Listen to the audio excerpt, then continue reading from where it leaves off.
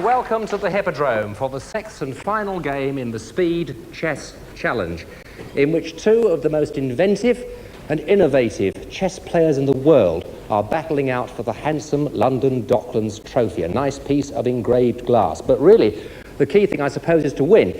And to recap on the score, there's no way that Nigel Short can win, because at the moment it's Kasparov 4, Short 1. But still, there's an awful lot to play for, particularly in chess terms. So will you please welcome the world number 7 and the highest rated British player ever, Nigel Short.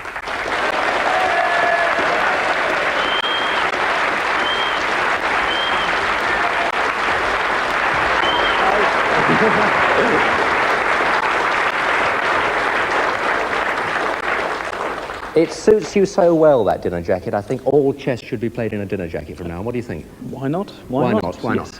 Nigel, you can't win the contest, but you can win this game. Now, I know Gary isn't listening, so what are you going to do? Well, I happen to know otherwise, so... So you're not going to tell? I'm not going to say. Have you got any devious tricks, you know, in the back pocket? Yes, well, I've always got devious tricks. All right, well, let's see how it works out. Nigel, good luck. Nigel Short.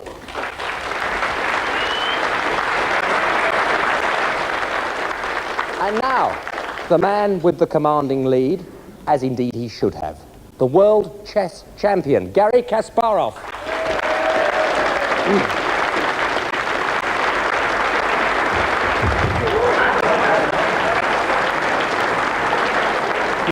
Okay. I'm very happy. You're very happy? Yes. That was his trick. It's true. That's what he was doing with the margarine over the floor a few minutes ago. I'm used to see dirty tricks. You're used to seeing dirty Yes. tricks. Have you enjoyed the game so far? Yes, of course. Yes? Yes, especially the wind. Especially the wins? Yes. Yeah. No, not the result, but the event. Right, to the event? Yes, because I want to complain the result. You want to complain about the result? Yes. Why? Why? There is the only result when I can't complain. It's 6-love. You're a... Go and play chess. Garry Kasparov.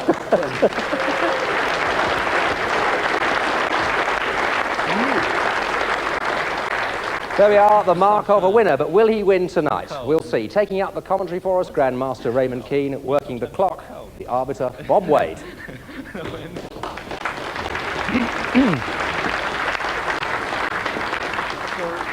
me a second, please, to recover.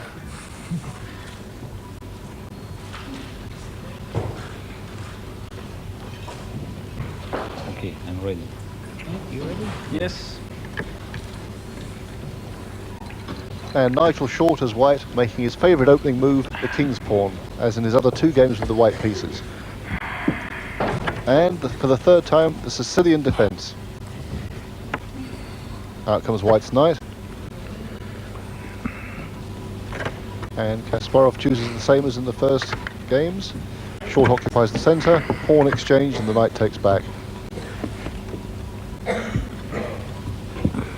Knight comes out attacking the white pawn. White defends. And the Najdorf variation again. Najdorf Sicilian. Najdorf named after the famous Polish-Argentine grandmaster Miguel Najdorf, who introduced the whole idea. And this is looking very much like the second game. Both sides repeating the moves from that game. Short solidifying his centre and preparing for an attack on the right-hand side of the board, the king's flank.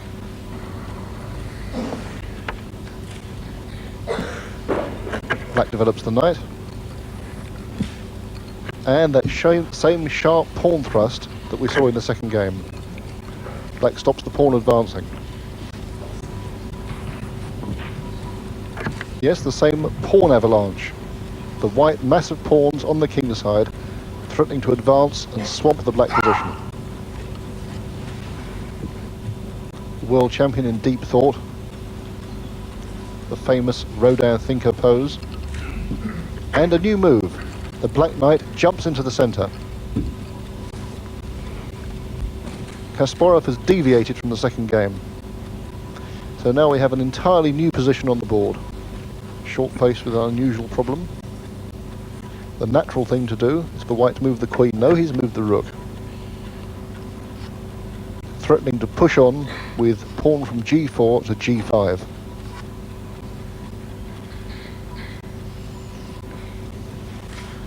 But sooner or later, the natural thing for white to do must be to move his queen and then castle on the left-hand side of the board.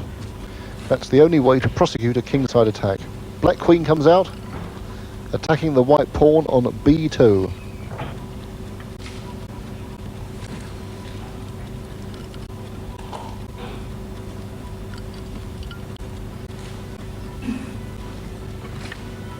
Queen defends the pawn on b2. A somewhat passive move, perhaps not exactly what Nigel had in mind when he played this aggressive opening. And Kasparov counterattacks immediately, a pawn thrust in the centre. White has problems here. His whole strategy must be to castle on the queen side of the board, the left flank. But now the white queen on c1 jams up that possibility, makes castling impossible for the time being. And without queenside castling, white's game does not hang together at all well. Meanwhile, Short is faced with this tremendous black counterattack in the centre. A counterattack that's come unusually early, considering that Kasparov is playing with the black pieces. Playing black, of course, in chess is rather like facing the serve in tennis. You're meant to defend for a few moves, but here Kasparov is already attacking. Kasparov slumped back in the chair, leaning forwards now, obviously rather content with his position. Short really has serious problems here, how to face this black central counterattack. He's already 3 minutes down on the clock after these few opening moves. Short at last moves, bishop f1 to e2, purely defensive, defending the weak pawn on f3. Absolutely not the kind of move Short wants to be playing with white in this last game.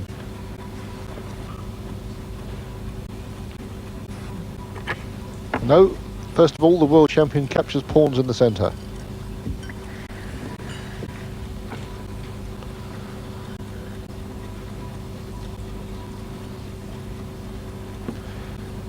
And Short recaptures with the knight.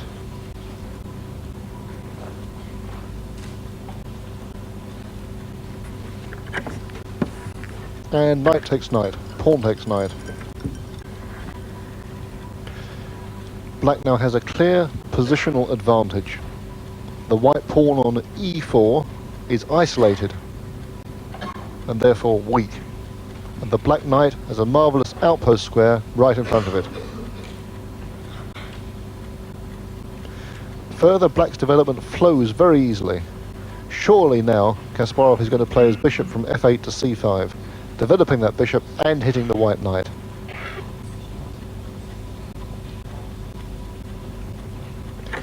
A modest move. Kasparov hasn't put the bishop on c5. I find that very surprising. But that bishop move attacks the white pawn on h4 and threatens to take it with check. This is something that Short absolutely must stop.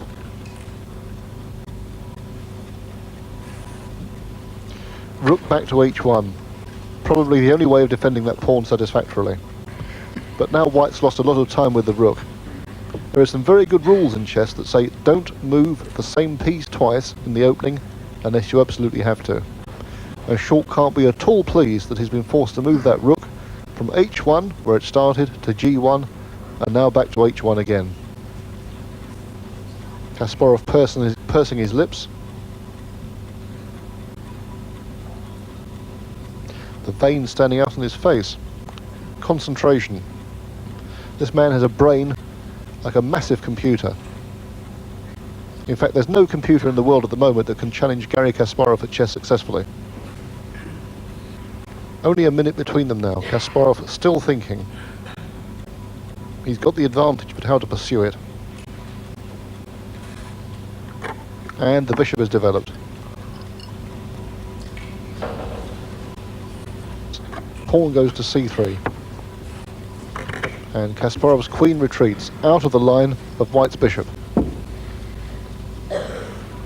Now Nigel must surely move his queen in order to get castled. No, first of all he drops the bishop back, a defensive move. Now Kasparov has a choice. castling kingside or castling queenside, both options for black here.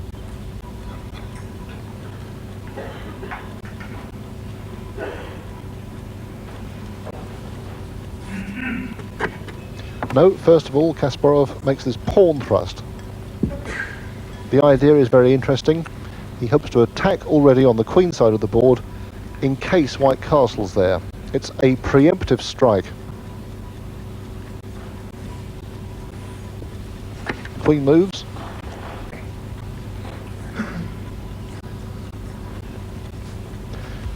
Now at last, castle's queenside for white becomes possible. It looks as if white can castle kingside as well, but don't forget that white king's rook has already moved twice, and once the rook has moved, castling is no longer a legal option. Black's knight invades the white position, a dominating square, c4, a really powerful outpost for that knight.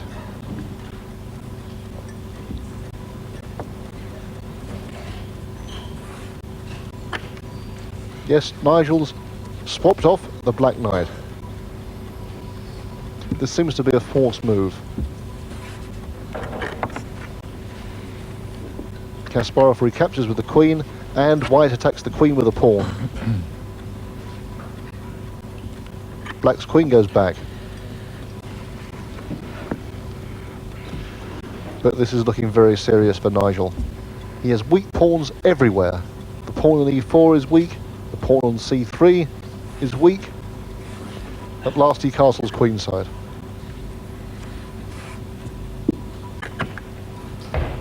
Kasparov castles on the king's side, preparing to deploy his rooks for an attack against the white king. Nigel moves his king into relative safety on the b1 square.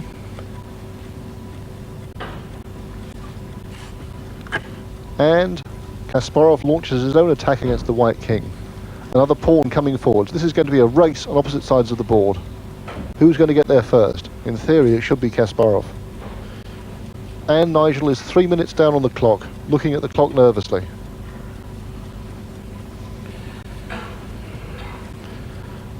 Nigel must get something going on the king's side if he's to survive this game.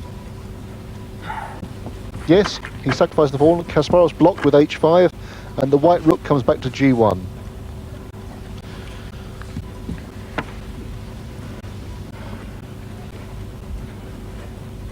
White's threatening to push the pawn on from g5 to g6. Kasparov ignores it, continues his own attack against the white king.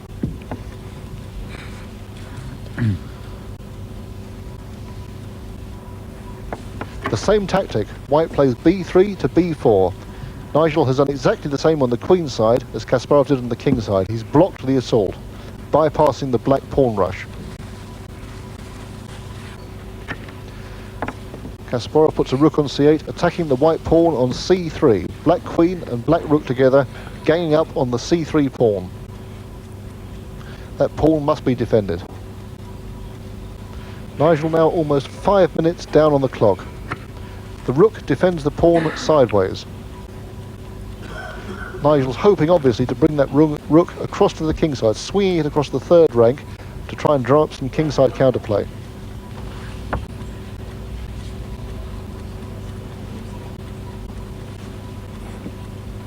A safety move by Kasparov, stopping white from pushing his own pawn onto g6. Simply a safety precaution. Bishop attacks the black queen. Queen sidesteps, attacking the white pawn on e4. And white's queen defends the pawn.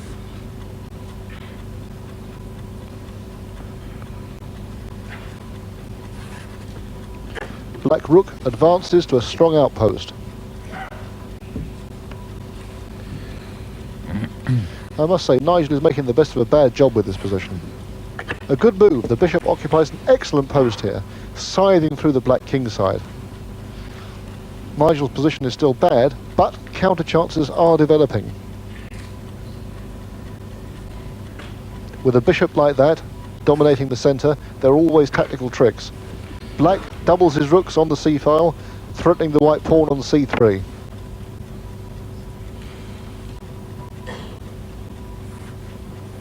Nigel defends with the queen, adding extra protection sideways to that pawn. And there's another idea behind that queen move. White's hoping in the future somehow to break through to the h6 square with his queen. It's very difficult to see how this can happen at the moment. The white pawn on g5 is in the way. But perhaps a knight sacrifice, or maybe a rook sacrifice on the king side, and that queen might break through. Nigel's playing this part of the game very inventively, much better than he played the opening. Of course, the position's still bad, but counter chances are beginning to emerge. Black bishop comes out, attacking the white pawn again. Even this is a minor triumph that black should offer the exchange of one of his bishops. And the rook comes across, defending the pawn. Nigel isn't interested yet in playing knight takes bishop. Black pawn advances again. We've seen Kasparov do this sort of thing so many times before. Push a pawn forwards as near the white position as possible. It can be a tremendous menace in the endgame. Don't forget, when a pawn reaches the back rank, it becomes a queen. And the closer those pawns get, the more dangerous they become.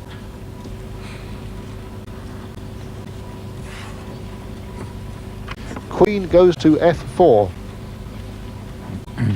Nigel certainly got some counter-attacking ideas on the king's side against Gary's own king.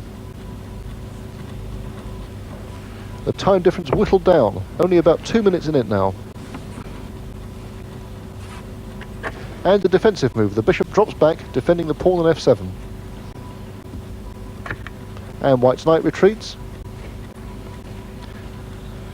Very good move. Now the bishop on e5 not only threatens on the king side, but defends the c3 pawn backwards, retroactively.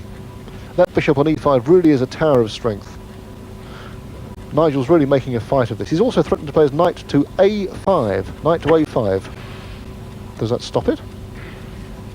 Kasparov's moved his queen. Knight a5 is still possible. However, black then has one of those famous tricks for which Kasparov is absolutely notorious. If knight a5, rook takes b4, check is possible. Nigel mustn't fall into that. It's very tempting to play knight a5, but he mustn't do it. He's played knight a5. I didn't think this was possible. Maybe there's a flaw in the world champion's calculations. I must say it looked okay to me, but maybe there's something wrong. Perhaps Nigel's seen further. Maybe Nigel's idea is just to move his king into the corner to the a1 square. Black's move, if he plays rook takes b4 check, king a1. What a cunning idea by Nigel. It seems that the world champion has fallen into a trap of his own making.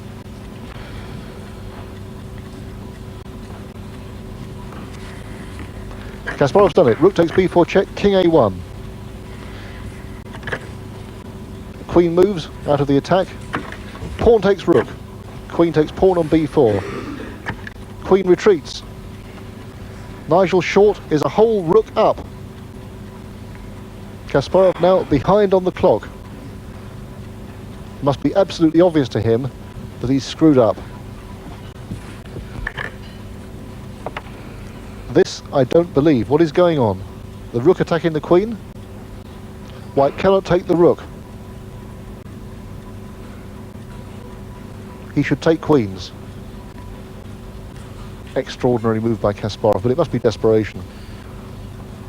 If Nigel doesn't panic, he must win this game. Queen takes queen. Bishop takes queen. And the rook moves. Pawn attacks. This is complete nonsense. White must be winning easily. Rook moves off attack. Kasparov takes the bishop. Rook takes bishop check. King moves out of check.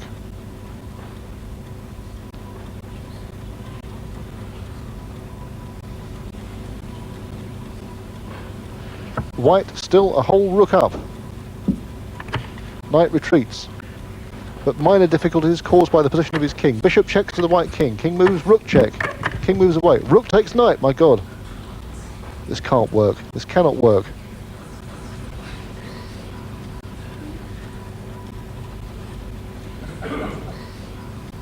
Just take the rook, Nigel.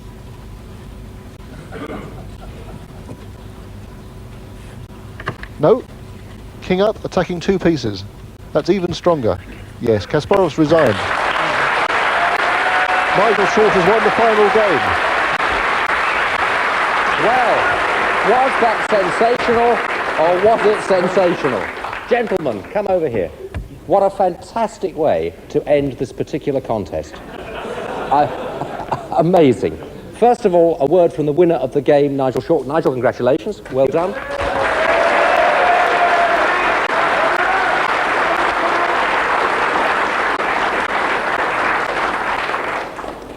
Be honest, you must have been worried in the early stages. Well, I certainly was. It's a very strange match because whenever I've got a reasonable position early on in the game, I've lost. But there, and when surely I've got you an had awful position like today, you know, then, well, I won. It was a very unusual match. It was certainly very... And how do you feel now? Oh, well, not too bad, not too bad. Not too bad. I'm not surprised. Gary, it wasn't 6-love. Yeah. It wasn't 5-1, it was 4-2. But there is no difference between 5-1 and 4-2. Surely, I couldn't win this position, Nigel. Bishop takes b4. C takes b4, bishop takes e4. Queen takes f4, rook takes b4 listen, check. do the analysis afterwards. I explained him. Are you explaining to him why you won? So, why I lost? Oh, why you lost, okay. No, I was much better again. It's very strange, yes. I lost 2 games when I had big advantage after the openings. But you must have thought after that opening that you had this game sewn up, surely. You must have been really... You certainly looked very confident. Like the third game. Yes, like the third game. And we know what happened in the third game. The same result, the same situation. But you did win the match. Gary Kasparov, Yes. many congratulations. Thank you. Marvellous. Nigel Short, what an amazing game. Gentlemen,